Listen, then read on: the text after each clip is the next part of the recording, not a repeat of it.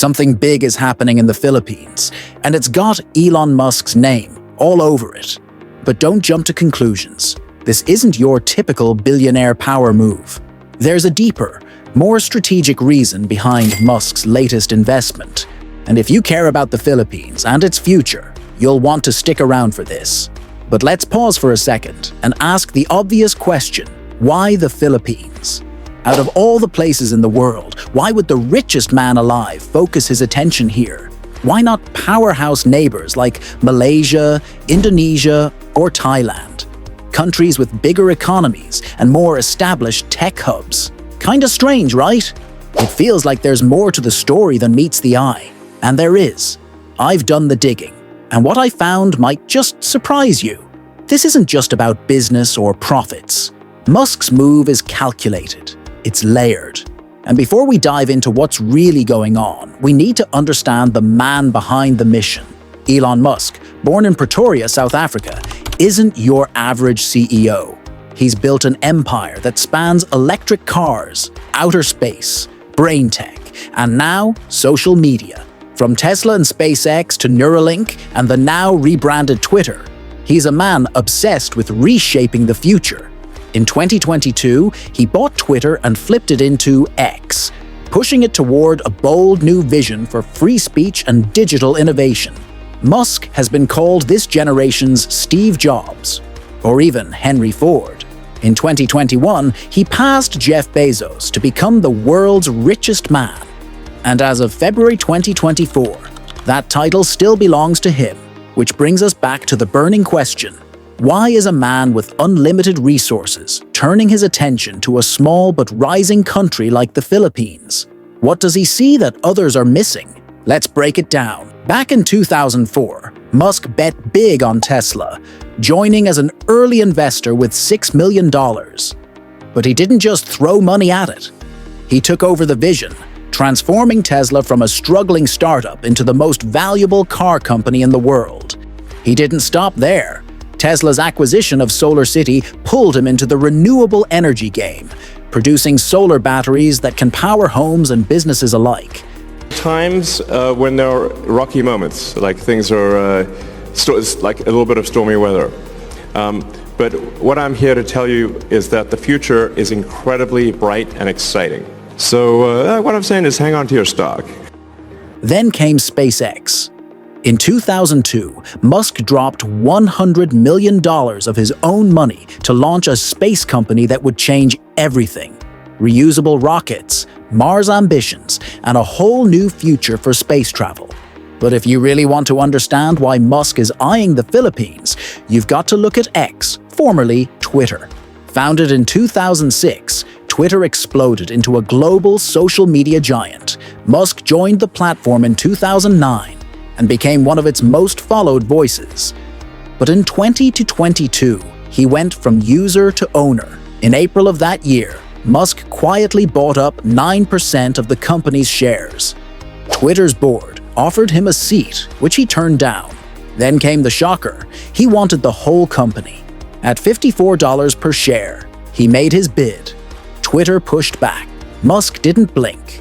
He lined up $46 billion in funding and forced their hand. Even when things got messy, Musk trying to back out, Twitter suing him. It all ended on October 28, 2022. Musk took over. Months later, he rebranded it as X, laying the foundation for his dream of a super app that does everything.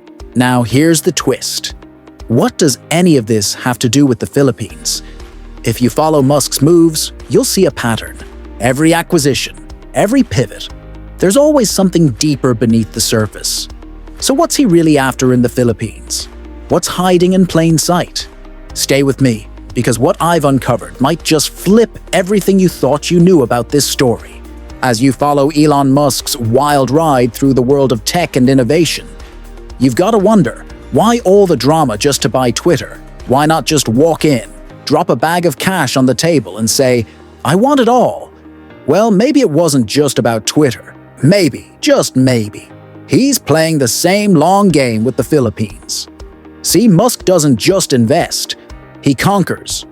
From PayPal to Tesla, SolarCity to SpaceX, The man has a track record of flipping entire industries on their heads and walking away with billions.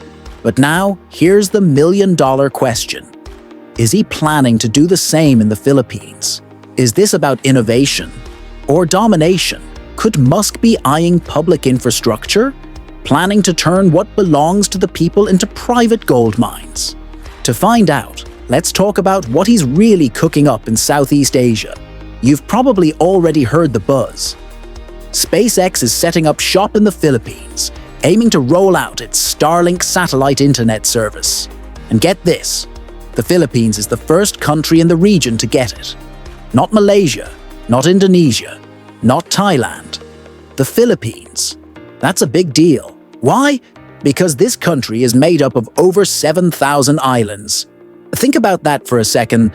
Thousands of islands, many of them remote, cut off and battered by powerful storms every year. Building reliable internet infrastructure across all that? A logistical nightmare. But Starlink could be the game changer, bringing fast, stable internet even to the farthest reaches of the archipelago. Sounds amazing, right? But hang on, there's more beneath the surface. See, Starlink might be Musk's flashy headline, but there's another, less talked about reason he's so drawn to the Philippines. The average Filipino earns around $500 a month. For a businessman like Musk, that spells one thing: low-cost operations, high profit margins. So ask yourself this: is he here to uplift the Filipino people? Or is he here to squeeze every ounce of value he can out of a developing economy? And then there's the politics. The Philippines has a political system eerily similar to the US, where money talks and powerful backers can influence policy. With Musk's wealth and global clout, could he use that system to push for laws and deals that benefit him first and foremost? If he's already done it in the US, what's stopping him here? But wait, it doesn't stop at satellites and labor. There are whispers of Musk dipping into the Philippine real estate scene too. Some people say it'll bring growth and modernization. Others, they see it as just another cash grab. So what's the real deal? Picture this. Elon Musk enters the Philippine property game, and suddenly, everything changes. This isn't some minor investor we're talking about. This is a man who builds empires. His money alone could flood the economy, boost wages, and create thousands of jobs. More cash flowing, and maybe, just maybe, a shot at real prosperity. And that's just the beginning. Imagine futuristic cities built from the ground up, eco-skyscrapers, underground transit systems, smart homes connected by AI, a Philippines powered by innovation, not weighed down by outdated infrastructure. If Musk brings his vision here, it could be revolutionary. But let's keep it real. Urban centers like Manila are bursting at the seams. Traffic, housing shortages, rising costs. It's getting harder to live in the city. What if Musk's plans include rethinking how we build cities altogether? New hubs, upgraded transport, even affordable housing solutions. It's not just about fixing problems. It's about imagining what the future could look like. So what's really going on? Is Musk here as a savior, or a strategist, a visionary, or a venture capitalist with dollar signs in his eyes? One major worry: concentration of power. If Musk dominates sectors like housing or energy, it could lead to monopolies, stifling competition and innovation. With one major player in control, consumers might face fewer choices, higher prices, and slower progress. Then there's the issue of labor exploitation. Real estate development requires massive manpower. Construction workers, laborers, often migrants. And in many cases, these workers face low wages, poor conditions, and a lack of protection. Water scarcity is another pressing challenge. The Philippines already struggles with water shortages.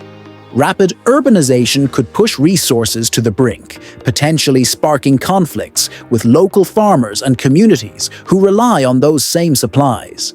And finally, what happens to agricultural land? Real estate booms often mean converting farmland into sprawling developments. This could reduce the country's food production capacity and deepen food insecurity over time. So the big question is this: would Musk's investment be a blessing or a burden? As the Philippines steps into the future, it must tread carefully, balancing progress with protection and ambition with accountability.